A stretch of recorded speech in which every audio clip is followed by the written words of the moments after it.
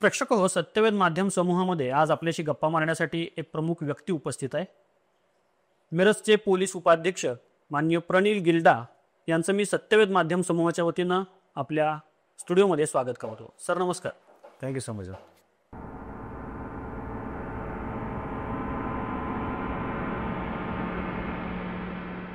आज आपण प्रणील गिल्डा सर यांच्याशी मनमोकळ्या गप्पा मारणार आहे. त्यांच्या करिअर संदर्भातल्या काही प्रवासाबद्दल आपण बऱ्याच काही गोष्टी जाणून घेणार आहे आणि त्याचबरोबर सांगली आणि मिरज परिसरामधील पोलीस प्रशासन आणि लोकांचे प्रश्न या संदर्भात आपण त्यांच्याशी आज हिरगुज साधतोय. मी सरांकडून जाणून घ्यायला इच्छितो की त्यांचं बालपण, शिक्षण आणि त्यांचं गाव या संदर्भात त्यांचे अनुभव त्यांनी व्यक्त करावेत. First of all thank you Rahulji, या पॉडकास्टमध्ये आपण इन्व्हाइट केलं त्याबद्दल. सुरुवात जर म्हणायचं तर माझं मूळ गाव हे मराठवाडा, त्यातील परभणी जिल्हा आणि त्यातील सेलू तालुका हे तालुक्याचं आमचं गाव आहे. ऐतिहासिक, सांस्कृतिक वारसा आणि पार्श्वभूमी असलेलं असं गाव आहे. शिक्षण, साहित्य, संस्कृती या सगळ्यासाठीच मराठवाड्यामध्ये विशेष करून ते गाव ओळखलं जातं. ओके. 1939ला आमच्या गावामध्ये स्वामी रामानंद तीर्थांनी आमची शिक्षण संस्था सुरू केली, नूतन शिक्षण संस्था, आणि तिथेच माझं शिक्षण झालं. नूतन प्राथमिक शाळा, नूतन विद्यालय आणि नूतन महाविद्यालय. म्हणजे 12वी शिक्षण जे आहे ते माझं गावीच झालं. आणि त्यातही विशेष करून स्पर्धा परीक्षा ज्या असतील त्याची पार्श्वभूमी आमच्या गावामध्ये शाळेमध्ये खूप चांगल्या पद्धतीने होती. त्यासाठी वेगळं कोचिंग घेतलं जायचं शाळेमध्ये, कॉलेजेसमध्ये. तर प्रज्ञाशोध परीक्षा असेल, स्कॉलरशिप परीक्षा असेल, म्हणजे MTS NTS जे असतात त्या सगळ्या परीक्षा मी दिलेल्याही आहेत आणि उत्तीर्ण सुद्धा झालेलो आहे. अरे वा. सर, तुमची कौटुंबिक पार्श्वभूमी कशी होती? कारण तुम्ही खेड्यातून आलायत असं आत्ताच सांगितलं. तर परिवारामध्ये कोण कोण होतं? तुमची जडणघडण कशी झाली? संस्कार कसे झाले? याच्याबद्दल काय सांगा. गावामध्ये आमचं जे कुटुंब आहे ते विशेष करून शिक्षण क्षेत्रामध्ये जवळपास एक 3 पिढ्यांपासून काम करणारं आमचं कुटुंब होतं. त्यामुळं शैक्षणिक पार्श्वभूमी म्हणायची तर मला ते चांगलं लाभलेले आहे. त्याबद्दल आम थँकफुल. कारण जन्म हा अपघाताने असतो आणि आपल्या हातात त्या गोष्टी नसतात. खरं आहे. तर आम थँकफुल की मला चांगलं पॅरेंटिंग, चांगलं स्कूलिंग मिळालेलं आहे. पॅरेंट्स हे माझे वडील हे रिअल इस्टेटमध्ये आहेत. रिअल इस्टेटचे जे प्रॉपर्टी डीलिंग असतात ते काम ते करतात. सध्या कुटुंबामध्ये आमच्या आई, वडील, मोठा भाऊ, वहिनी आणि एक नीस असे आहेत. आई बाबा गावाकडे असतात आणि मोठा भाऊ जो आहे तो पुण्याला IT सेक्टरमध्ये काम करत आहे. लहानपणापासूनचे संस्कार कसे मिळाले? तुम्ही आत्ता सांगितलं की वडील हे बांधकाम व्यवसायामध्ये काम करत होते. संस्कार चांगले कोणाकडून मिळाले? विशेषतः आपण घरामध्ये आईसोबतच जास्त कनेक्ट असतो. तर तुमच्यावर हे संस्कार कसे झाले त्याच्याबद्दल थोडक्यात आम्हाला कसं सांगाल? आता तुम्ही विचारताय त्यावेळेस रेट्रोस्पेक्टिव्हली मलाही विचार करावा लागतोय. विशेषतः सध्या आपल्या व्यक्तिमत्वात ज्या गोष्टी दिसतात त्यामध्ये काही गोष्टी आपण आईकडून घेतलेल्या असतात, काही वडिलांकडून घेतलेल्या असतात. तर मला असं वाटतं की विशेषतः पब्लिक स्पीकिंग हे जे स्किल आहे ते कदाचित मला आईकडून मिळालेलं असेल. त्यामध्येही प्रेझेन्स ऑफ माइंड असेल किंवा ऑडियन्स काय आहे हे बघून बोलण्याची क्षमता असेल. तर लहानपणीपासून कुठलाही शाळेतला कार्यक्रम असेल, सांस्कृतिक कार्यक्रम असेल, ॲन्युअल फंक्शन असेल, वक्तृत्व स्पर्धा असेल, तर ह्या सगळ्यामध्ये आईने मला जाणीवपूर्वक भाग घ्यायला लावलं. ज्यावेळेस आपल्याला आपल्या चॉईसेस माहीत नसतात त्यावेळेस आईने कुठेतरी त्या गोष्टीसाठी पुश केलं आणि नंतर मग हळूहळू त्या गोष्टी आवडायला लागल्या आणि त्या गोष्टी कदाचित मी आईकडून घेतल्या असतील. आणि दुसरी जी बाब आहे, स्पोर्ट्स असेल, फिटनेस रिलेटेड असेल, ती बाब मी वडिलांकडून घेतलेली आहे. कारण अगदी आमच्या गावातील पहिली व्यायामशाळा ही सुरू करण्यामध्ये जे प्रमुख लोक होते त्यामध्ये माझे वडील होते. तर अगदी 5वी-6वीला असल्यापासून बाबा आम्हाला व्यायामासाठी घेऊन जायचे. मग तेव्हापासून ती आवड जी निर्माण झालेली आहे ती अजूनही कायम आहे. आणि कदाचित ह्या सर्व्हिसमध्ये आल्यानंतर अजून कळालं की आपला बेस ऑलरेडी तयार होता. मग म्हणजे लहानपणी असतानाच तुम्हाला स्पर्धा परीक्षा द्यावी किंवा अशा कुठल्या तरी क्षेत्रामध्ये जावं की जिथं प्रशासकीय काम आपल्याला करायला मिळावं, देशसेवा करायला मिळावी, असं काही पूर्वीच ठरवलं होतं शिक्षण घेत असताना, माध्यमिक शिक्षण किंवा महाविद्यालयीन शिक्षण घेताना? अगदी शाळा किंवा ज्युनियर कॉलेजच्या वेळेस मी ठरवलेल्या नव्हत्या या गोष्टी. मात्र ज्यावेळेस मी इंजिनिअरिंगसाठी छत्रपती संभाजीनगरला आलो, त्यावेळी थर्ड इयर आणि final year, engineering final year, यावेळेस काही समविचारी मित्रांचा आमचा ग्रुप झाला आणि त्यावेळेस आम्ही विचार करत होतो की व्हॉट नेक्स्ट, इंजिनिअरिंग झाल्यानंतर पुढे काय, जॉब लागेल कुठल्याही प्रोफेशनल कंपनीमध्ये, एखाद्या कॉर्पोरेट सेक्टरमध्ये, बट आपल्यामध्ये काय पर्सनॅलिटी ट्रेट्स आहेत, आपल्या व्यक्तिमत्वात काय वेगळ्या गोष्टी आहेत, आपल्यासाठी वेल सुटेड करिअर काय असेल, असा आम्ही जेव्हा सगळ्यांनी विचार केला तर आम्ही कुठेतरी ठरवलं की सिव्हिल सर्व्हिसेसकडे आपल्याला जायचं आहे, स्पर्धा परीक्षेची तयारी करायची आहे. म्हणजे महाविद्यालयामध्ये जेव्हा तुम्ही प्रवेश घेतला त्यानंतर मग या सगळ्या गोष्टी तुमच्या एक्झॅक्टली निश्चित झाल्या. येस. आणि त्यानंतर तुम्ही मग स्पर्धा परीक्षेकडे वळलात आणि अभ्यास सुरू केला. बरोबर, अगदी. स्पर्धा परीक्षेचा अभ्यास सुरू करण्याचं तुम्ही निश्चित केलं, याच्यामध्ये कोणती आव्हानं होती, कोणत्या अडचणी आल्या, किंवा कशी तयारी करत गेलात, कुठली अकॅडमी जॉईन केली, तुम्हाला मार्गदर्शन कोणाचं मिळालं, या संदर्भात थोडंसं आम्हाला जाणून घ्यायला आवडेल. येस राहुलजी, यात मला थोडंसं विस्तृत उत्तर द्यायला आवडेल. सर्वप्रथम तर फायनल इयरला, थर्ड इयरला ज्यावेळेस मी विचार केला की आपल्याला हे करायचं आहे, त्यावेळेस माझ्यासमोर करिअर ऑप्शन्स काय होते. एक होतं MBA करून कुठेतरी कॉर्पोरेट सेक्टरमध्ये जास्त हँडसम सॅलरीचा जॉब करावा.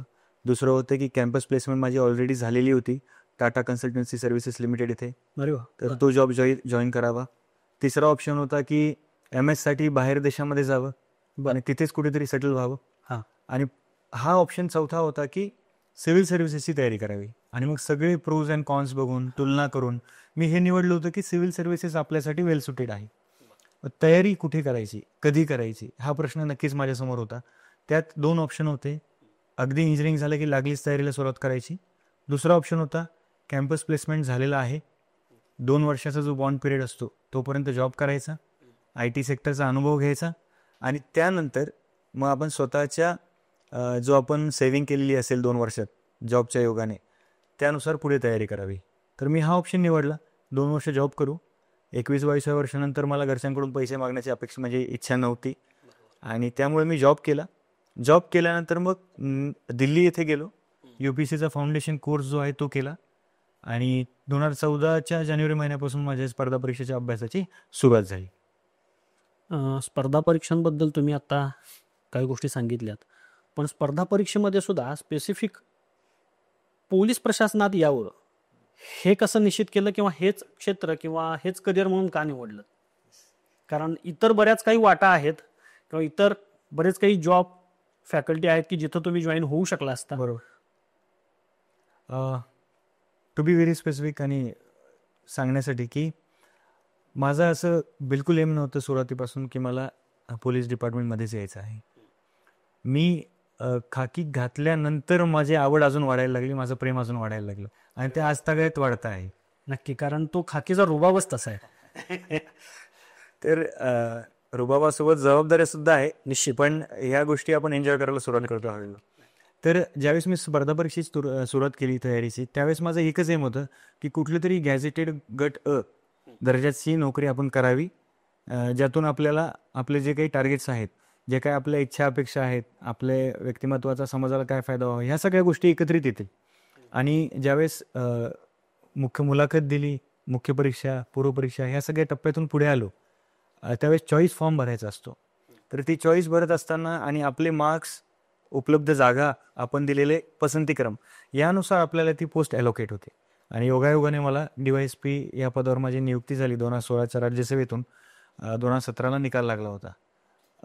त्यावेळेस सुद्धा मला कदाचित DYSP विषयी तेवढी जास्त माहिती नव्हती. बट जानेवारी 2019 पासून ज्यावेळेस मी महाराष्ट्र पोलीस अकॅडमी इथे ट्रेनिंग जॉईन केलं, तिथपासून आजपर्यंत मला हे अजून जास्त आवडतं आहे आणि ती आवड म्हणजे वाढत जाते. स्पर्धा परीक्षेचा अभ्यास तुम्ही सुरू केलात, तुमच्यामध्ये तशी प्रेरणा तयार झाली की आपण या क्षेत्रामध्ये जावं, स्पर्धा परीक्षा आपण द्याव्यात आणि सिव्हिल सर्व्हिसमध्ये यावं, हे तुमचं निश्चित झालं.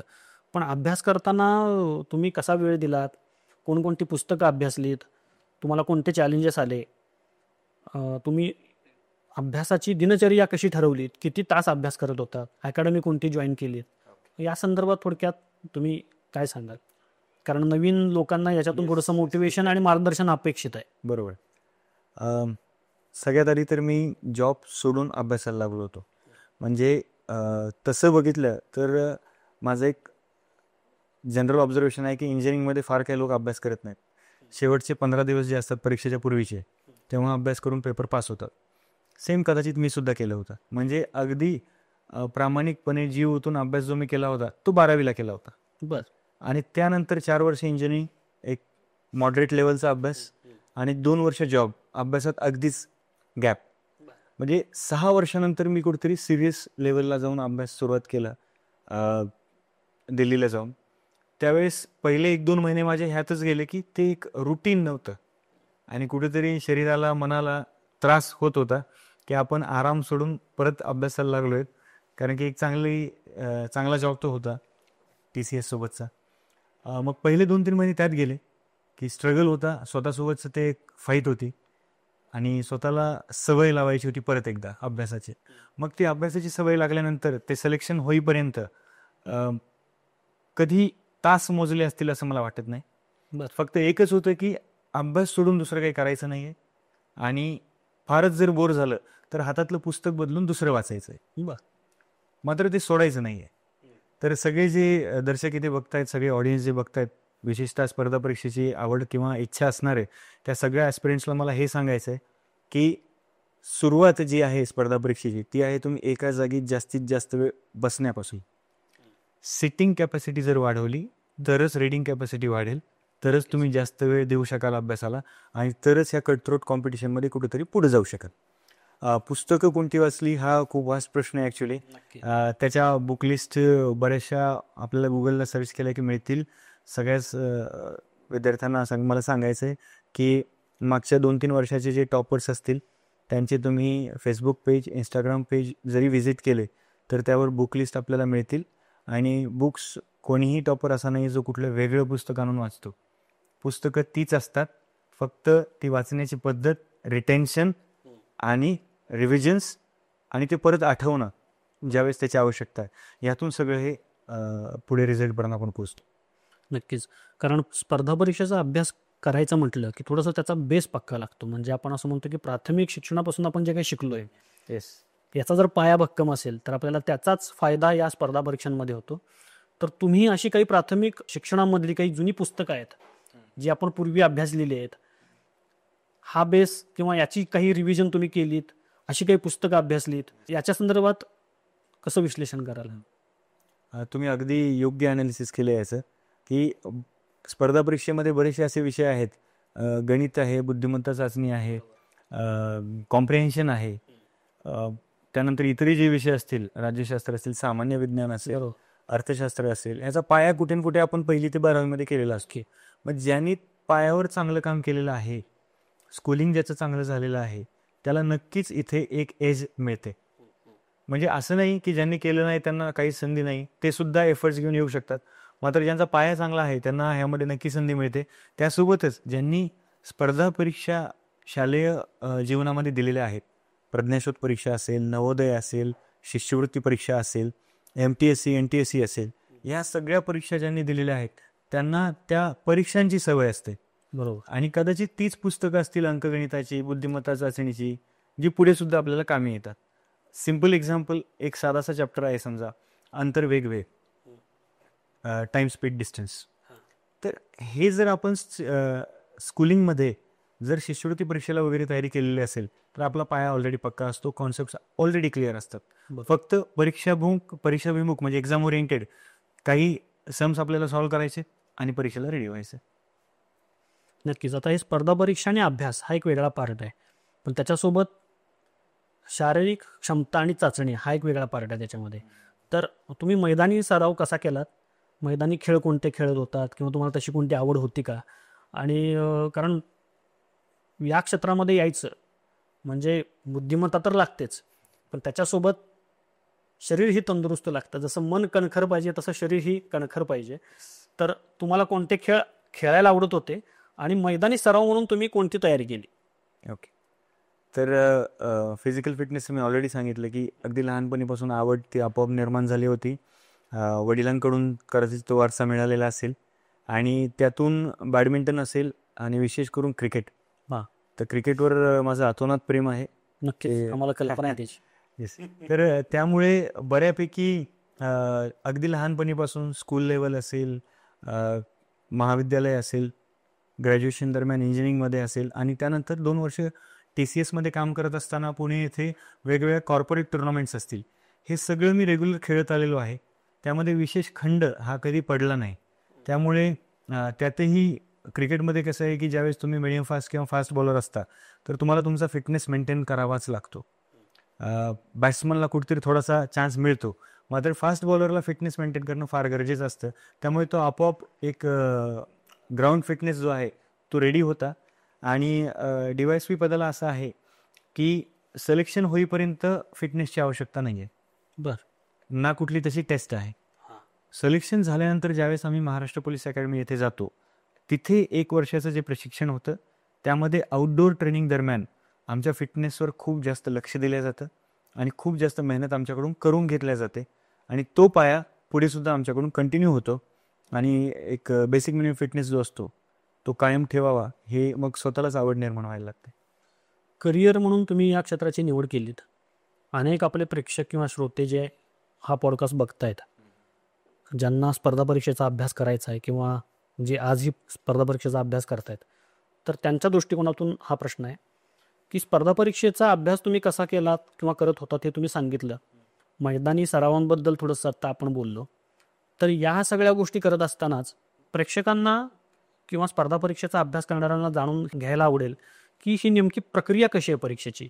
म्हणजे पूर्वी होणारी पहिली परीक्षा, ज्याची चाचणी असं म्हणू आपण, नंतर मुख्य परीक्षा आणि त्यानंतर मग इंटरव्ह्यू किंवा मुलाखत, या सगळ्या टप्प्यांमध्ये तुम्ही कसे उत्तीर्ण होत गेलात, याच्यासाठी मग मुलाखतीसाठी विशेष कोणती तयारी केली होती, कशा स्वरूपाचे प्रश्न असू शकतात किंवा असतात, या संदर्भात सविस्तर काय सांगाल?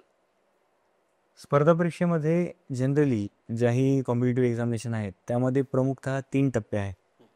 एक आहे पूर्वपरीक्षा, दुसरा आहे मुख्य परीक्षा आणि तिसरा आहे पर्सनॅलिटी टेस्ट, व्यक्तिमत्व चाचणी किंवा त्याला आपण इंटरव्ह्यू म्हणतो, बरोबर, मुलाखत.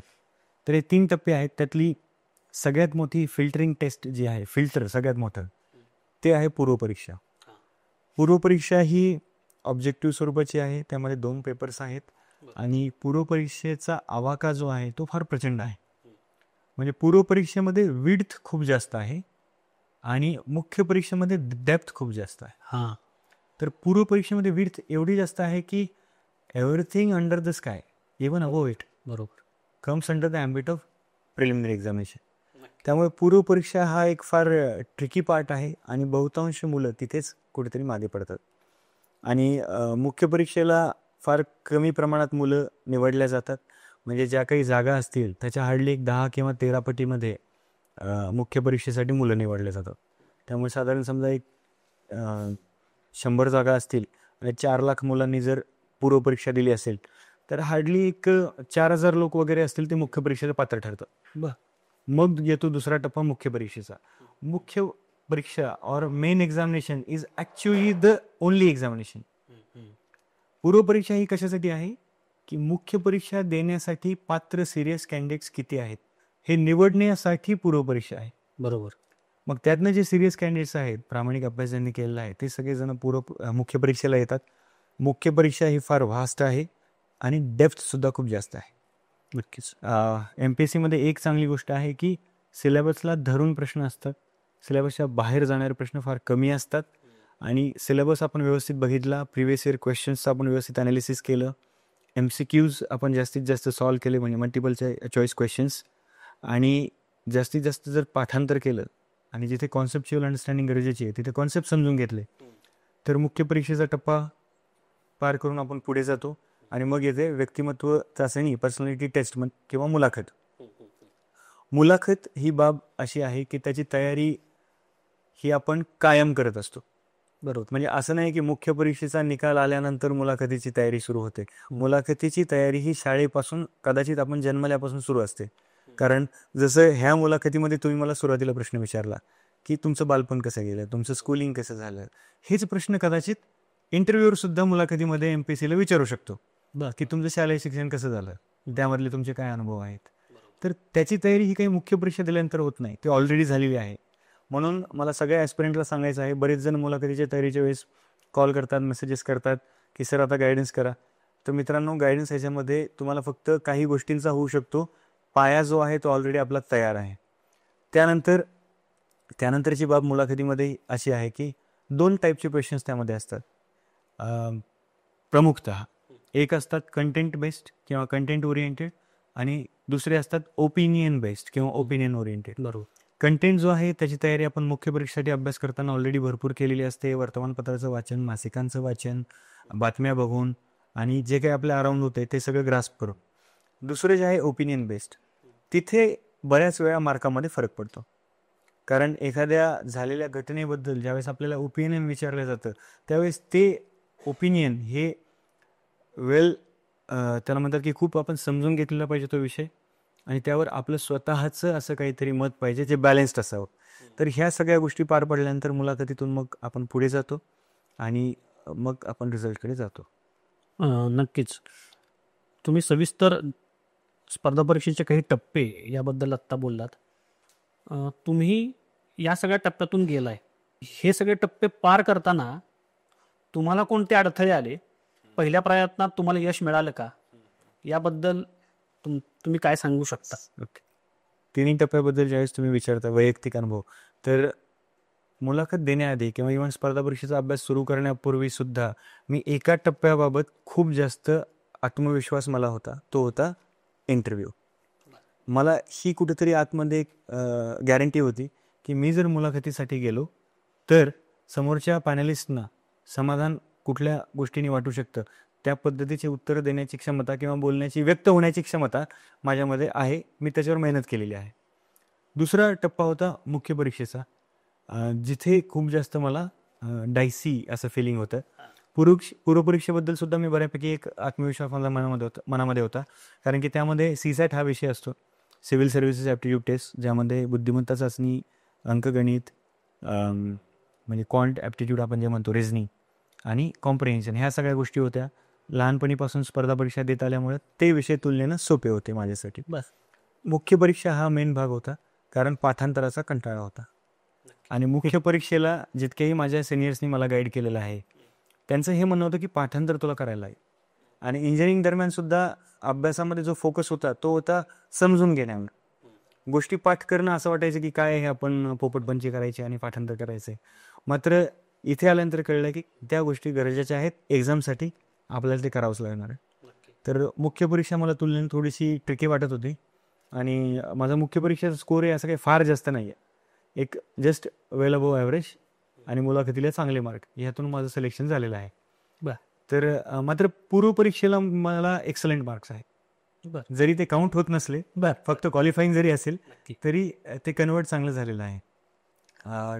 त्यानंतर अडथळे जर म्हणाल तर मुख्य अडथळा असतो सातत्य मेंटेन करणे.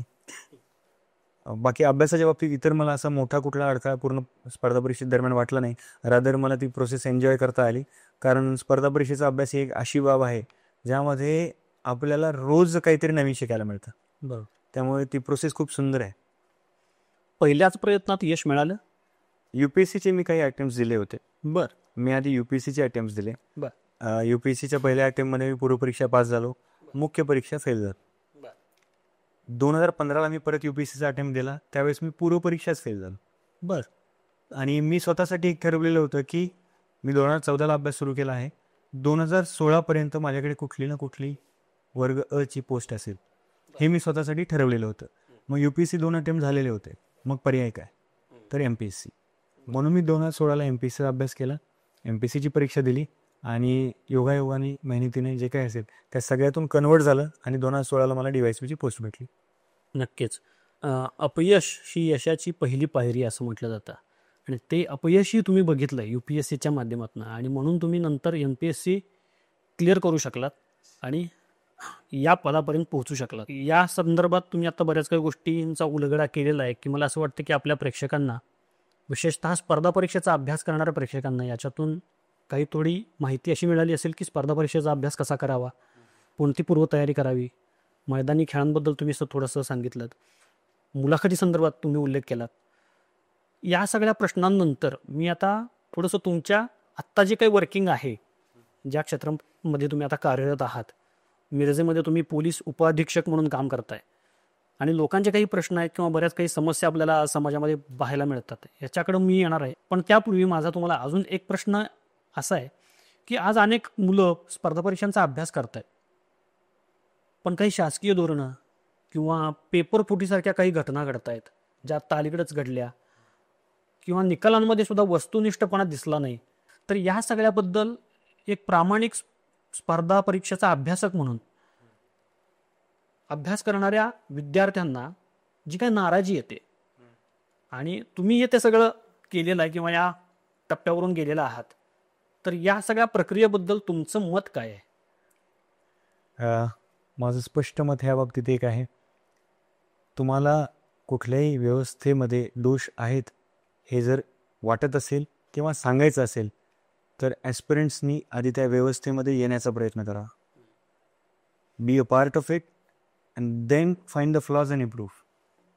बाहेर राहून कुठल्या तरी गोष्टी कोणाच्या तरी ऐकून बघून काहीतरी, आणि बऱ्यापैकी नकारात्मक अनुभव, माझा तरी असं वैयक्तिक अनुभव आहे की बऱ्यापैकी नकारात्मक अनुभव जे असतात ते स्वतःचे नसतात, कोणाचे तरी ऐकलेले असतात. बरोबर. आणि ते आपण स्वतःचे मानून त्याचा भाऊ करतो आणि इश्यू करतो. आणि बऱ्याच वेळा ॲस्पिरंट्स जे आहेत ते अशा गोष्टी एक्सक्यूज म्हणून वापरतात. तर मला सगळ्यांना हेच सांगायचं आहे, रिझन्स आणि एक्सक्यूज ह्याच्या पलीकडे आपल्याला जायचं आहे. सिलेक्शन होण्यासाठी 400 जागांची जरी ॲड असेल, आपल्याला एकच जागा पाहिजे. त्या एका जागेसाठी आपण प्रयत्न करायचे आणि प्रामाणिक प्रयत्न करून यश मिळवलेले अनेक विद्यार्थी आहेत, अनेक उदाहरणं आहेत. आपण त्यांच्याकडे बघून अभ्यास करत राहायचा आहे आणि मग सिलेक्ट होऊन परत असं कुठेतरी मुलाखतीला यायचं आहे. नक्कीच. मी पुन्हा माझ्या मूळ प्रश्नावरती येतो. आपण स्पर्धा परीक्षांबद्दल आत्ता आपण बोलताना मी बोलून घेऊ की तुम्ही मिरज उपाधीक्षक म्हणून कार्यरत आहातच. तर सांगली मिरज परिसरामध्ये अनेक गुन्हे घडत आहेत. अलीकडच्या काळामध्ये प्रचंड त्याच्यामध्ये वाढ झाली. तर हे गुन्हे आटोक्यात आणण्यासाठी पोलीस प्रशासन कोणती उपाययोजना करतंय, या संदर्भात एक आश्वासक चेहरा म्हणून पोलिसांकडे बघितलं जातं नागरिकांकडून. बरेच अलीकडच्याच काळात आपण काही खून बघितले, घरफोड्या तर नित्याच्याच झालेल्या आहेत. तर याच्यासाठी ॲक्शन ऑफ प्लॅन काय आहे पोलिसांचा? सर्वप्रथम राहुलजी, मला ॲपॉलॉजाईज, पण मला करेक्ट करायला आवडेल की गुन्हे जे आहेत, तुलनात्मक आकडेवारी जर आपण बघितली तर प्रत्येक हेड दरवर्षी, दर महिन्याला आणि दररोज आमची गुन्ह्यांची आकडेवारी अपडेट होत असते. बरोबर. ती अपडेट आणि मेंटेन ठेवण्यासाठी आमच्याकडे सेपरेट यंत्रणा आहे. तर रेग्युलर त्यांच्या आढावा बैठका त्यामध्ये होत असतात. मागील वर्षीपेक्षा म्हणजे 2023पेक्षा 2024मध्ये खून, दरोडा, बलात्कार, चोरी, घरफोडी या सगळ्या गुन्ह्यांमध्ये घट झालेली आहे. एकाही गुन्ह्यामध्ये यात वाढ झालेली नाही. केवळ अपघातांच्या संख्येमध्ये वाढ झालेली आहे, ते मी ॲक्सेप्ट करतो.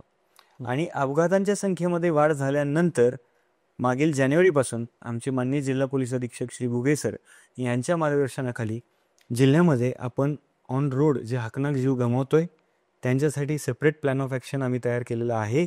त्यानुसार संपूर्ण जिल्ह्यामध्ये काम सुरू आहे. त्यासोबतच रस्ता सुरक्षा समिती जी माननीय जिल्हाधिकारी महोदयांच्या अध्यक्षतेखाली काम करत असते, त्यामध्ये सुद्धा पोलीस प्रशासनाच्या बाजूने या सगळे मुद्दे आम्ही मांडलेले आहेत.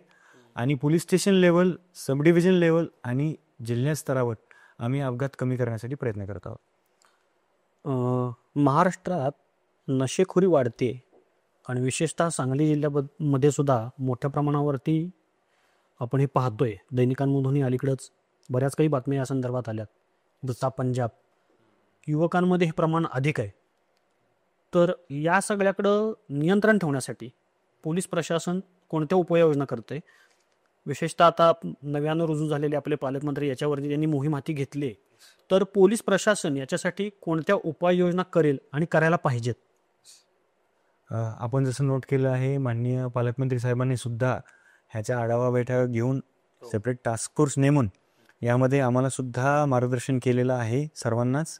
आणि त्याही उपर जिल्ह्यामध्ये सातत्याने जे नशाकारक पदार्थ आहे, विशेषतः गांजाचं कन्झम्पशन असेल, त्यानंतर मागील वर्षी आणि आत्तासुद्धा MD ड्रग्ज रिलेटेड खूप चांगली कारवाई सांगली जिल्हा पोलिसांनी केलेली आहे. त्यासोबतच काही नशेच्या गोळ्या आणि इंजेक्शन जे आपण कायम चर्चेत असतात नायट्रावेटच्या गोळ्या आणि मेफेंटरमाइनचे इंजेक्शन्स, ह्याचीसुद्धा साधारण मला असं वाटेल की पश्चिम महाराष्ट्रातली सगळ्यात मोठी कारवाई सांगलीमध्ये मागच्या महिन्यामध्ये गांधी चौक पोलीस स्टेशन यांनी केलेली आहे. आणि त्यामध्ये साधारण 1507 इंजेक्शन्स जे आहेत ते आपल्याला मिळालेले आहेत. आणि त्याची लिंक जी आहे ती महाराष्ट्राच्या बाहेरपर्यंत मूळ पुरवठादारापर्यंत पोचून त्यालासुद्धा यामध्ये आपण अटक केलेली आहे. तर अशा पद्धतीनं बऱ्याच कारवाया आपण करतो आहेत. मात्र आपण जो मुद्दा इथे मांडला की नशेचं प्रमाण वाढत आहे, तो मी डिनाय करणार नाही, ती फॅक्ट आहे. आणि ह्यामध्ये पोलीस प्रशासनाकडून जी कारवाई करणं अपेक्षित आहे ते आम्ही करत आहोत. मात्र as a human being, as a informed citizen, मला असं वाटतं की ह्याची सुरुवात ही कुटुंबापासून व्हावी, समाजव्यवस्थेमध्ये व्हावी आणि शिक्षण संस्थांमध्ये व्हावी. कुटुंबामध्ये कुटुंब प्रमुखांनी लक्ष द्यावं की एक आपल्या घरामध्ये 15-16 वर्षाचा मुलगा किंवा मुलगी आहे तर त्याचं फ्रेंड सर्कल काय आहे, तो फावल्या वेळेत काय करतो, त्याच्या सवयी काय आहेत, सवयीमध्ये अचानकच एखाद्या वर्षी बदल झालेला आहे का, तो आपल्यासोबत मोकळेपणाने बोलतोय का, की मागील वर्षापर्यंत बोलत होता आणि या वर्षी अचानकच आईशी किंवा वडिलांशी त्याचं बोलणं त्रोटक झालेलं आहे. बरोबर. ह्याची सुरुवात पॅरेंटिंगपासून व्हावी. पॅरेंट्सनी यावर लक्ष द्यावं. पहिला घटक तो, जेणेकरून प्रिव्हेन्शनपेक्षा जास्त महत्त्वाचं ॲडिक्शनमध्ये दुसरं काहीच नाही. खरं आहे. डी ॲडिक्शन हा फार नंतरचा पार्ट, कारवाया हा सुद्धा नंतरचा पार्ट. पहिलं मला असं वाटतं भूमिका ही पॅरेंट्सची आहे. दुसरी भूमिका एज्युकेशन इन्स्टिट्यूशन्सची आहे. 8वी 9वी 10वी पासूनच वारंवार प्रबोधन, हॅमरिंग हे टीचर्सकडून व्हावं. आणि त्यानंतर कुठेतरी आमची जबाबदारी येते की अशा प्रकारचे पदार्थ विकल्या, ट्रान्सपोर्ट केल्या किंवा सेवन केल्या जात असतील तर त्यावर आम्ही कारवाया कराव्या. तर ते आम्ही नक्कीच करत आहोत. आणि एकत्रित आपण सगळ्यांनी मिळून यावर काम केलं तर माननीय पालकमंत्री महोदय असतील किंवा माननीय जिल्हा पोलीस अधीक्षक साहेब असतील, त्यांच्या अपेक्षेनुरूप आपल्या जिल्ह्यामध्ये नक्कीच काम होईल. आणि अजून एक आहे, उडता पंजाब वगैरे काही झालेलं नाही आहे, तसा प्रकार आपल्या सांगलीमध्ये नाही आहे. ज्या काही कारवाया आहेत उलट चांगल्या कारवाया पोलिसांकडून झालेल्या आहेत. आणि नशेखोरीचा जो प्रॉब्लेम आहे तो केवळ सांगली, मिरज, कुपवाड किंवा सांगली जिल्हा हा किंवा पश्चिम महाराष्ट्र नाही, हा एकंदरीत सगळीकडचाच प्रॉब्लेम विशेषतः टीनेजर्सचा झालेला दिसून येतोय. विशेषतः या सगळ्या गुन्ह्यांमध्ये हल्ली अल्पवयीन मुलांची संख्या अधिक आहे. तर अल्पवयीन मुलं याच्याबद्दलची जी काही व्याख्या आहे ती बदलली पाहिजे असं वाटतं. म्हणजे मी तुम्हाला युनिफॉर्ममध्ये या गोष्टीवर कमेंट करणं योग्य नाही. त्यामुळे जे काही योग्य असेल त्यावर विधिमंडळामध्ये चर्चा होऊन वेगवेगळ्या माध्यमातून आपल्यासारख्या माध्यम समूहांकडून, वेगवेगळ्या इन्फॉर्म सिटिझन्सकडून, NGOजकडून त्याबाबतीत योग्य स्तरावर आपल्याकडनं शब्द गेला पाहिजे. विधिमंडळाला जे योग्य वाटेल त्यानुरूप कायदे बनतील. कायद्याचं जे काही असेल त्यानुसार अंमलबजावणी आम्ही नक्कीच करू, एवढंच मी सांगू शकतो. आणि आपण जे म्हटलात की अल्पवयीन मुलांचं प्रमाण गुन्हेगारीकडे वाढतं आहे, तर ही सुद्धा फॅक्ट आहे. NCRBचा डेटा आपण ॲनालिसिस केला तर आपल्याला बघायला मिळेल की अनेक ज्युव्हेनाईल डिलिक्वंट्स आहेत जे क्राईम करत आहेत. आणि आपला पूर्वीचा जो प्रश्न आहे ते कदाचित ह्यामागचं कारण आहे नशेखोरी. सांगली आणि मिरजेचा जर विचार करायचा झालं तर घरफोड्यांचं प्रचंड मोठं प्रमाण वाढलं आहे. म्हणजे दररोज एखादी घरफोडी ही होतच असते, नित्याचीच झाली. मग रस्त्यांवरती पोलीस दिसत नाहीत किंवा पोलिसांमधला जो धाक आहे तो कमी झाला आहे आणि पोलिसांमधला तो सिंघम हरवला आहे असं एक सामान्य नागरिकांना वाटतं. याच्याबद्दल तुमचं मत काय आहे किंवा तुम्ही काय सांगाल? सर्वप्रथम घरफोडी हा जो प्रकार आहे त्याबद्दल मला थोडंसं सांगायचं आहे. घरफोडी हा आपण म्हणू शकतो थोडासा सीझनल क्राईम आहे. ज्यावेळी दिवाळी किंवा न्यू इयर, ख्रिसमस किंवा इतर काही सण येतात, ज्या सणासुदीला पूर्ण कुटुंब हे घराबाहेर कुठेतरी फिरायला जातं किंवा आपल्या मूळ गावी जातं, त्यावेळी घरफोडीचं प्रमाण थोडंसं वाढत असतं. ह्याचे काही मंथ्स असतात ते आम्हीसुद्धा आयडेंटिफाय करून, फॉर एक्झाम्पल नोव्हेंबर 2023मध्ये मिरज उपविभागामध्ये दिवाळीच्या वेळेस साधारण 11 ते 12 घरफोड्या झाल्या होत्या. आम्ही ते पूर्ण ॲनालिसिस केलं आहे. आणि यावर्षी दिवाळीच्या कालावधीमध्ये हार्डली मला 2 किंवा 3 गुन्हे आमच्याकडे घडले. तर ही सिस्टीम आहे आणि सिस्टीम इम्प्रूव्ह होत असते.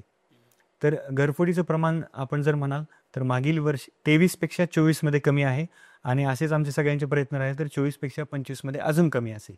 हा झाला प्रिव्हेन्शनचा पार्ट, घरफोडी होऊ न देण्याकरिता. दुसरा, घरफोडी झाल्यानंतर महत्त्वाचं आहे आमच्यासाठी आरोपी निष्पन्न करणे.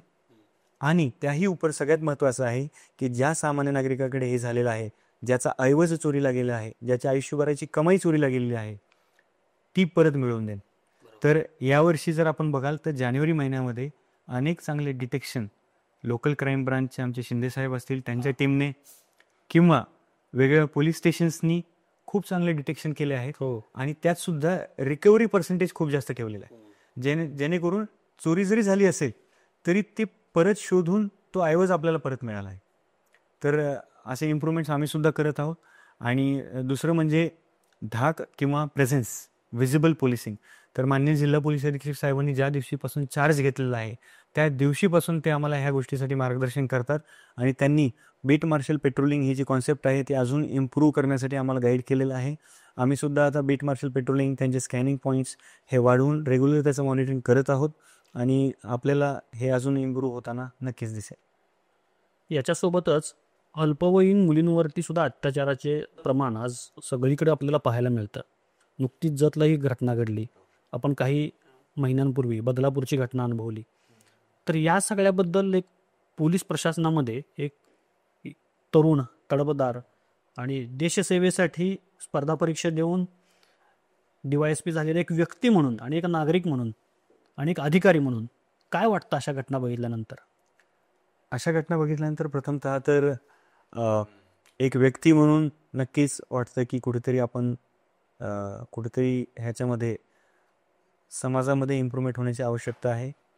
एक अधिकारी म्हणून जास्त जबाबदारी वाटते, कारण ती अशी घटना, अशी दुर्दैवी घटना घडल्यानंतर त्या पीडितेला योग्य तो न्याय देण्याकरिता जे काही करणं आम्हाला अपेक्षित आहे ते म्हणजे चांगलं इव्हिडन्स कलेक्शन, प्रथमतः लवकरात लवकर योग्य शब्दामध्ये फिर्याद नोंदवून घेणे, दुसरं म्हणजे चांगल्यात चांगलं इव्हिडन्स कलेक्शन, तिसरं म्हणजे त्यामध्ये लवकरात लवकर आणि एक स्ट्रॉंग चांगलं चार्जशीट ज्यामध्ये आरोपीला निसटून जाण्याचा कुठलाही चान्स मिळू नये अशा पद्धतीत चार्जशीट बनवणे, ते कोर्टात दाखल करणे आणि ती कोर्टाच्या अंतिम निकालापर्यंत कोर्ट पैरवी असेल, कोर्ट कन्व्हिक्शन सेल असेल, यांच्याकडून पब्लिक प्रोसिक्युटर ऑफिस असेल, ह्या सगळ्यांशी समन्वय साधून त्या झालेल्या घटनेला, दाखल झालेल्या गुन्ह्याला योग्य त्या कन्क्लुजनपर्यंत नेण्यासाठी माननीय न्यायालयाकडे सर्व गोष्टी लवकरात लवकर सादर करणे, ह्या गोष्टीची आम्हाला काळजी घेणं फार महत्त्वाचं वाटतं.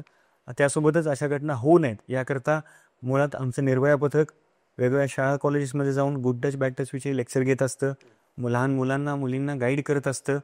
प्रबोधन जो पार्ट आहे त्यामध्ये आम्ही नक्कीच काम करत आहोत. दुसरं आहे कारवाया. महाराष्ट्र पोलीस अधिनियमान्वये सुद्धा आम्ही कारवाया करतो. वेगवेगळे गुन्हे फिर्यादी ज्यावेळेस समोर येतात त्यावेळेस ते गुन्हेसुद्धा विनयभंग असेल, बलात्कार असेल, ते तत्काळ आम्ही दाखल करून घेतो. यामध्ये सुद्धा आरोपींवर योग्य ती कारवाई करत आहोत. तर एकंदरीत यामध्ये पोलीस प्रशासनाकडून ज्या गोष्टी तत्परतेनं आणि तातडीनं केल्या जाणं आवश्यक आहे त्या आम्ही सर्व करत आहोत. आज समाज माध्यमांचा वापर वाढला आहे. सोशल मीडिया, बऱ्याच काही गोष्टी आपण वापरतो, म्हणजे फेसबुक असेल, इंस्टाग्राम असेल. याच्यामुळं सायबर क्राईम हे वाढतोय. तर सायबर क्राईम, डिजिटल अरेस्ट, ह्या ज्या काही गोष्टी घडत आहेत याच्याबद्दल पोलीस प्रशासन कशी कारवाई करतं आणि नागरिकांनी याच्याबद्दल काय खबरदारी घ्यावी?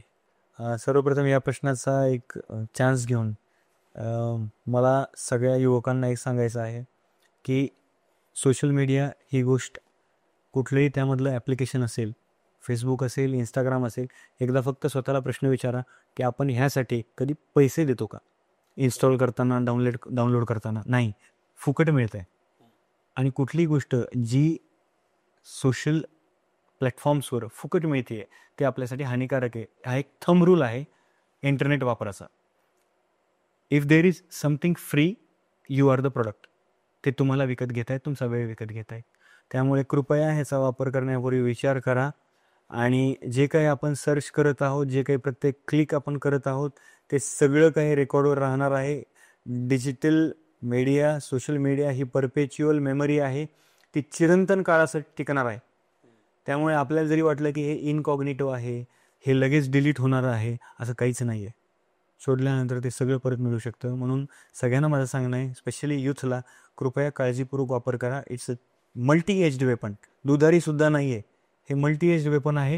ह्याचा आपल्याला त्रास होऊ शकतो नजीकच्या आणि दूरच्या भविष्यात. दुसरा भाग ह्याच्यातला की ह्याच्या अति वापरामुळे digital media related, social media related किंवा सायबर रिलेटेड जो क्राईम आहे तो वाढतोय. It is a fact. Cyber crime जो आहे तो फ्युचर जनरेशन क्राईम आहे, तो वाढत जाणार आहे. जेवढं जास्त आपण इंटरनेटशी कनेक्ट होतोय आणि आपण आपलं जर डेली युसेज आवर्स जरी बघितले फोनचे, तर मला वाटतं की ॲव्हरेज 3.5-4 तास सगळेजण वापरतात. त्यापैकी बराच वेळ आपण इंटरनेट सुरूच असतं. तर आपण डिजिटल फ्रॉडस्टर्सला इंट्रूड करण्यासाठी भरपूर ऑप्शन्स देतोय. बरेच असे ॲप्लिकेशन्स असतात ज्यामध्ये mic permission, camera permission, contact permission, lock permission सगळं आपण अलाउ करतो किंवा ओके करतो, ते कुठलेही कंडिशन्स न बघता. याचा अर्थ ते ॲप्लिकेशन आपल्या फोनमध्ये असताना आपण जे काही बोलतोय ते सगळं ऐकू शकतात. बरोबर.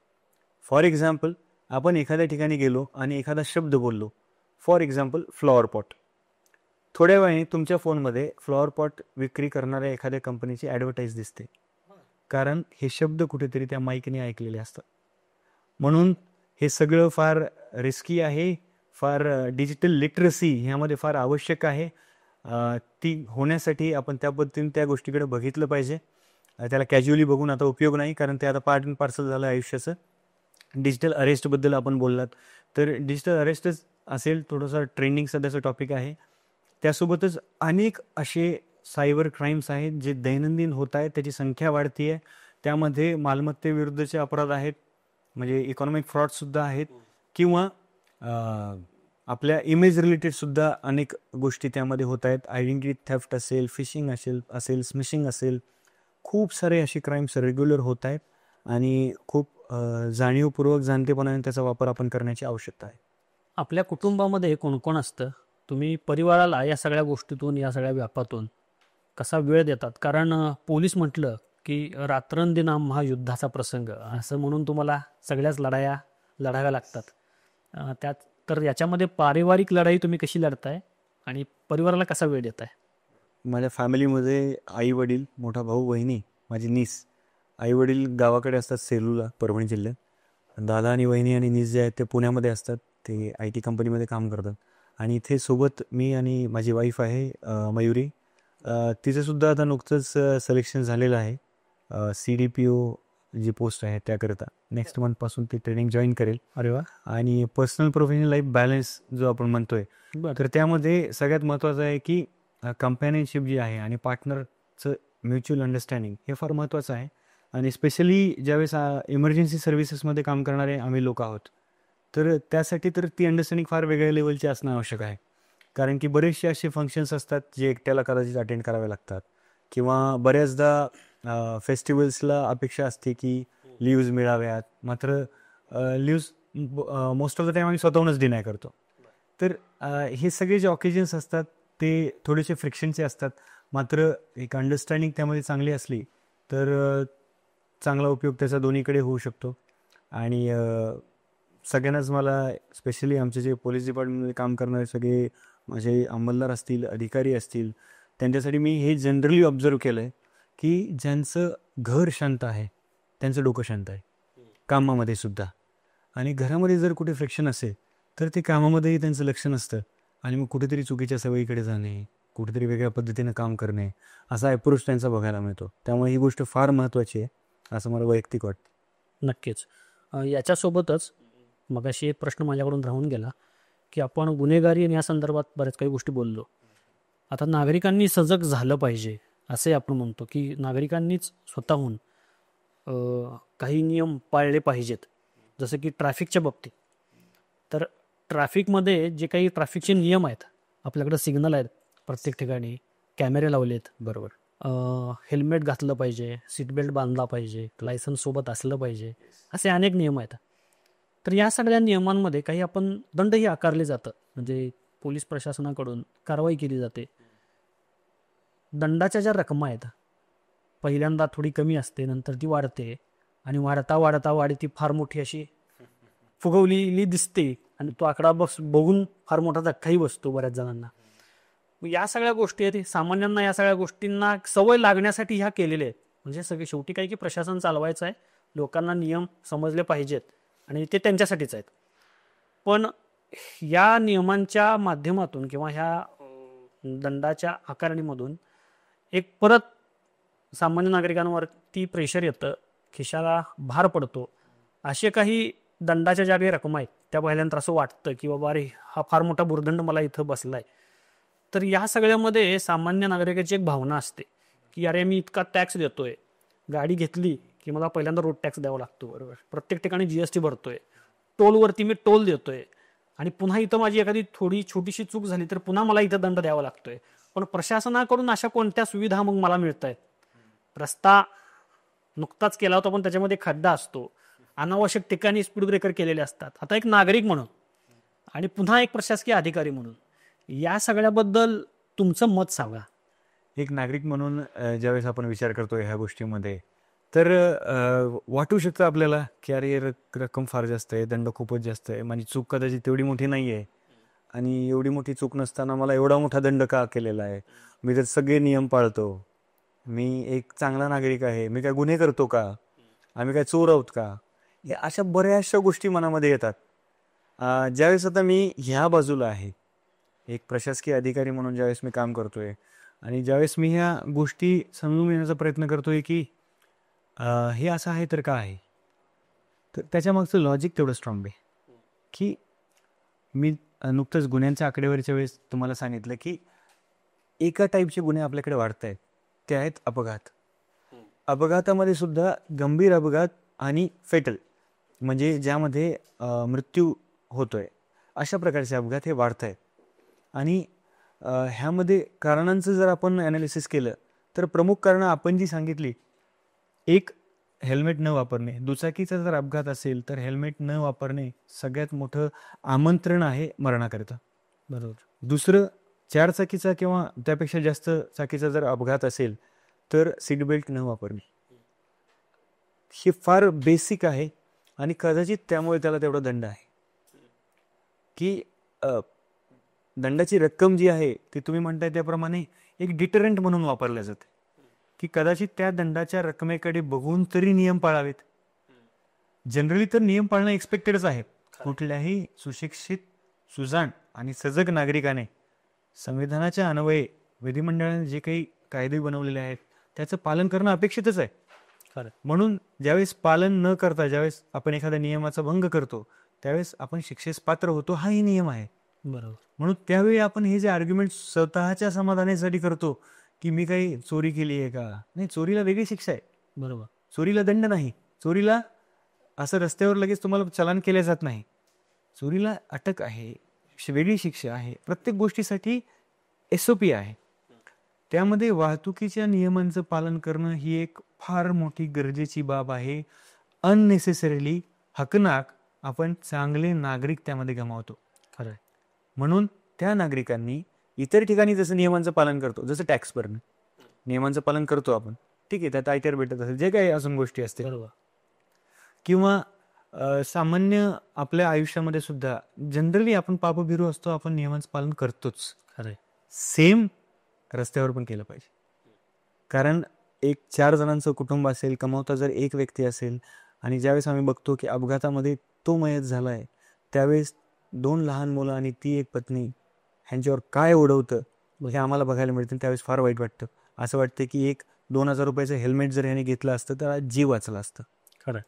म्हणून तिथे पैशाकडे बघणं एक्सपेक्टेड नाही, डिटरंट म्हणून त्याचा वापर आम्ही करतो आहोत. आणि सगळ्यांनी ह्यामध्ये नियमांचं पालन करावं. हे पॅरेंटल लॉज आहेत ज्यामध्ये सिस्टीम पॅरेंट म्हणून काम करते तुम्हाला गाईड करण्याकरता. प्रशासनाकडून मग नागरिकांच्या ज्या अपेक्षा आहेत, एक नागरिक म्हणून त्या पूर्ण होत नाहीत, किंवा मग तिथं मग तो भ्रष्टाचार दिसतो, नव्यानं केलेल्या रस्त्यामध्ये खड्डा पडतो, केलेला रस्ता हा पुन्हा सामान्य नागरिकांच्या गेलेल्या टॅक्समधूनच झालेला आहे.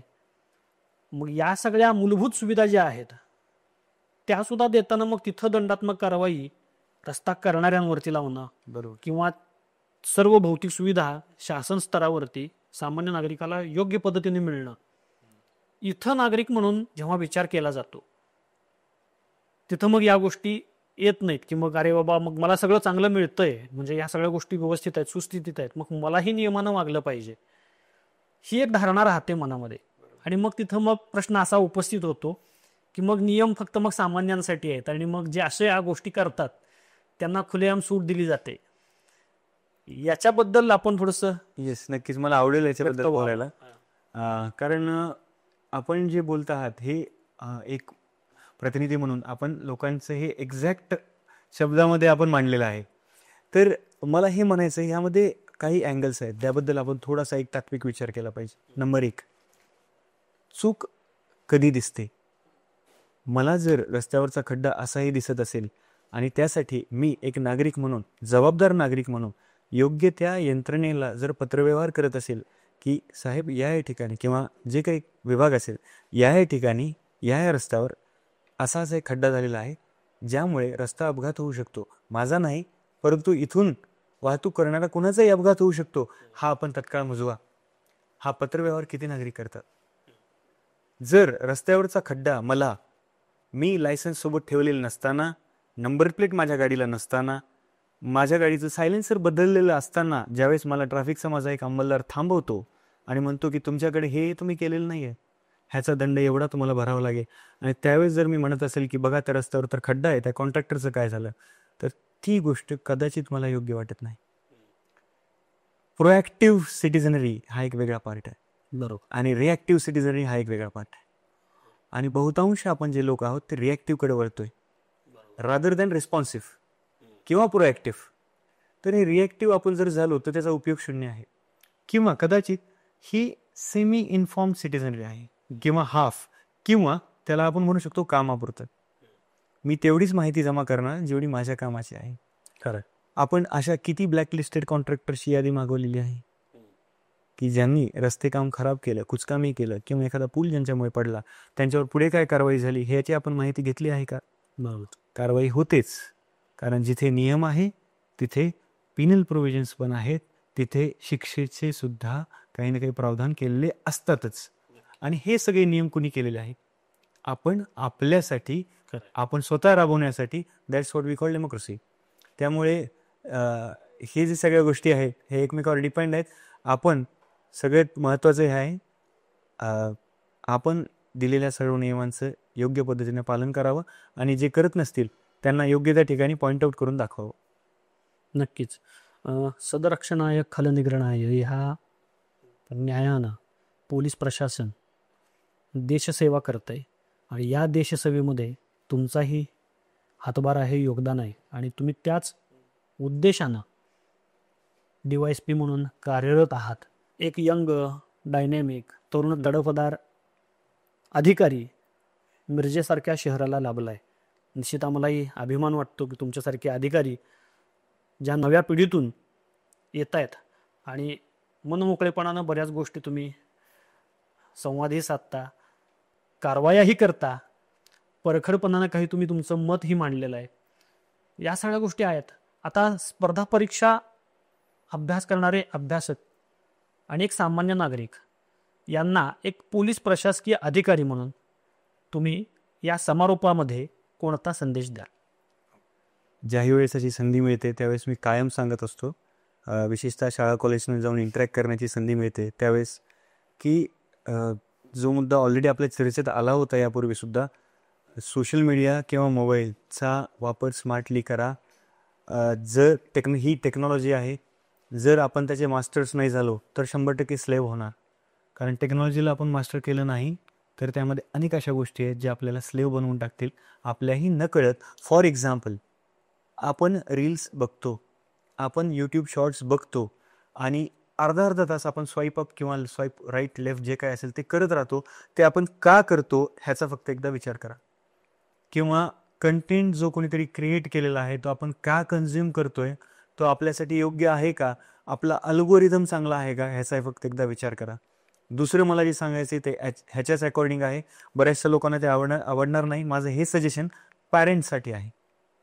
पॅरेंट्सनी ज्यांचे मुलं एक साधारण 8वी 9वी 10वीच्या पुढचे आहेत, ज्यांच्याकडे सेपरेट स्मार्टफोन आहे मुलांकडे, त्यांनी मुलांचं इंस्टाग्राम किंवा यूट्यूब स्वतः रोज 10 मिनटं फक्त वापरावं.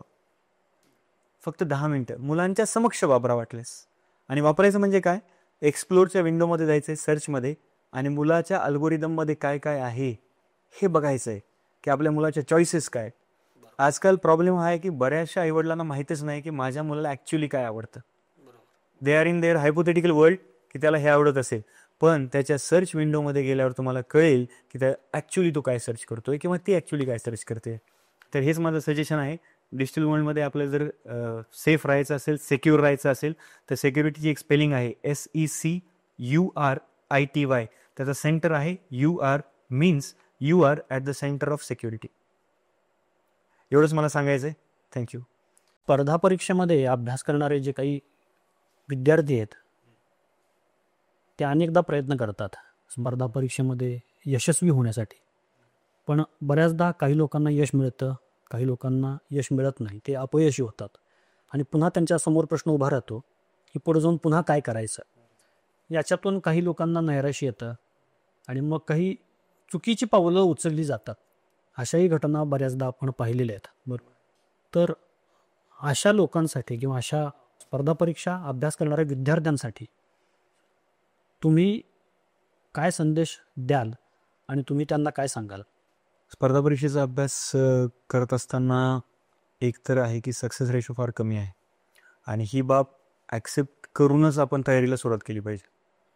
तयारीला सुरुवात करतानाच आपल्याला माहिती पाहिजे की हार्डली 1000 एखाद्या व्यक्तीचं सिलेक्शन होणार आहे. बाकीचे 999 लोक जे आहेत ते एकतर क्विट करतील किंवा परत परीक्षा देतील, नेक्स्ट अटेम्प्ट देतील. तर स्वतःसाठी आपण अटेम्प्टची संख्या लिमिट करून ठेवायला पाहिजे तयारीला सुरुवात करण्यापूर्वी. फॉर एक्झाम्पल, मी माझ्यासाठी ठरवलं होतं की 2014च्या जानेवारी महिन्यात मी अभ्यासाला सुरुवात केली. 2016च्या शेवटपर्यंत माझ्याकडे कुठली ना कुठली पोस्ट असेल, मग ती कुठली का असे ना. मग हार्ड अँड फास्ट नाही की मला हेच व्हायचं आहे, बट मी कुठला तरी जॉब चांगला सिक्युअर केला असेल, एवढं माझं टार्गेट होतं. तसंच आपण आपलं वय, आपली आर्थिक पार्श्वभूमी, आपली कौटुंबिक पार्श्वभूमी, आपला स्वतःवरच असलेला विश्वास, जेन्युनली आपला IQ काय आहे त्याचं ज्ञान आणि आपल्या आईवडिलांचा सपोर्ट, हे सगळ्याचं ॲनालिसिस करावं आणि ठरवून घ्यावं की आपल्यासाठी योग्य किती वर्ष आहे. ते कोणासाठी 2 असेल, कोणासाठी 4 असेल, कोणासाठी 5-7 सुद्धा असू शकतं. बरोबर. मात्र हट्ट करू नये की हेच करायचं आहे. खरं आहे. इतक्या अटेम्प्टमध्ये झालं तर ठीक, अदरवाईज प्लॅन बी. बरोबर. प्लॅन बी झाला ठीक, नाहीतर प्लॅन सी. मात्र लवकरात लवकर स्वतःच्या पायावर उभं राहणं आवश्यक आहे. अन्यथा अनेक असे मुलं आहेत जे वयाचं म्हणजे उमेदीची वर्ष गेल्यानंतर सुद्धा या स्पर्धा परीक्षेच्या चक्रामध्ये अडकून राहतात, कारण त्यांनी एस्केप रूटच ठेवलेला नसतो. बरोबर. यामध्ये सुद्धा 2 वे आहेत. म्हणजे एक आहे की एस्केप रूट बंदच करून टाकायचा, जेणेकरून आपण करूच, मात्र ह्यात सक्सेस रेशो फार कमी. म्हणून प्लॅन बी काहीतरी असला पाहिजे आणि प्लॅन बीची तयारी ऑलरेडीच ठेवा, जेणेकरून आपण घरच्यांना आन्सरेबल राहू. नाहीतर विनाकारण आपण खोटं बोलत जातो, खोट्यावर खोटं वाढत जातं आणि त्याचं दडपण आणि फेल्युअरचं दडपण हे सगळं स्वतःवर येतं आणि मग आपण म्हटलं तसं कुठतरी नैराश्यातून चुकीची पावलं आपल्याला उचलावी लागतं. त्यामुळं नंबर 1, स्पर्धा परीक्षा is just a career option, ते आयुष्य नाही. त्याच्याही पलीकडं अनेक चांगले करिअर्स अवेलेबल आहेत.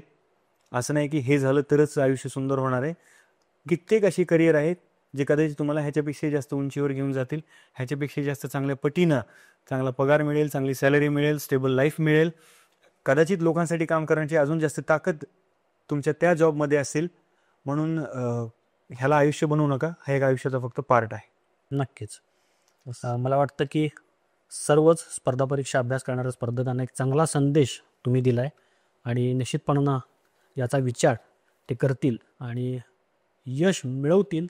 पण यश मिळवताना जर अपयश आलं तर खचून न जाता बी प्लॅन तयार ठेवतील. स्पर्धा परीक्षांसंदर्भात ही आपण, तुम्ही स्पर्धा परीक्षा कशी दिलीत, कसे टप्पे पार केलेत, अभ्यास कसा केला पाहिजे, मुलाखतीची तयारी कशी केली पाहिजे, याच्याबद्दलही तुम्ही मनमोकळेपणाने संवाद साधलात. मला वाटतं की या पॉडकास्टमधून आपल्या प्रेक्षकांपर्यंत ज्या काही बऱ्याच गोष्टी पोहोचवायच्या होत्या त्या पोहोचल्या असतील, या अपेक्षांसह मी तुम्हाला धन्यवाद देतो की तुम्ही सत्यवेद माध्यम समूहामध्ये आलात, तुमचा बहुमूल्य वेळ दिलात आणि आमच्याशी हितगुज साधलीत. याच्याबद्दल सत्यवेदकडून आपले आभार. थँक्यू सो मच सत्यवेद माध्यम समाला सुद्धा आणि राहुलजी पर्सनली आपल्याला सुद्धा थँक्यू सो मच. प्रेक्षको, ही मुलाखत आपल्याला कशी वाटली ते कमेंट बॉक्समध्ये लिहा आणि आमच्या चॅनलला लाईक करा, शेअर करा आणि सबस्क्राईब करा. पुन्हा भेटूच सत्यवेद चॅनलवरती पुढचा विषय घेऊन. तोपर्यंत नमस्कार.